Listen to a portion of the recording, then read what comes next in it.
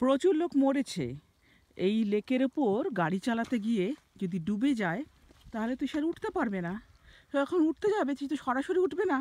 সে যেখান দিয়ে উঠবে সেখানে যেটা হবে সেখানে হচ্ছে অন্য জায়গা দিয়ে উঠবে, আর তখন দেখবে মাথার উপরে বরফ, ফলে তারা ওইখানেই ডুবে মরে থাকবে।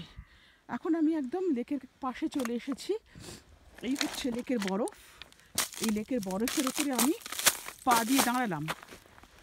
আমার পা লেকের ওপর, আমার পা লেকের ওপর, আমি লেকের ওপরে দাঁড়িয়ে আছি। অদ্ভুত না?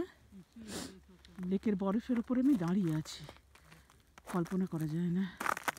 আমি লেকের বরফের উপর হাঁটছি, কিন্তু একদম ভেতরের দিকে যেতে আমার ভয় করছে, কারণ এইখানে অল্প জল আছে।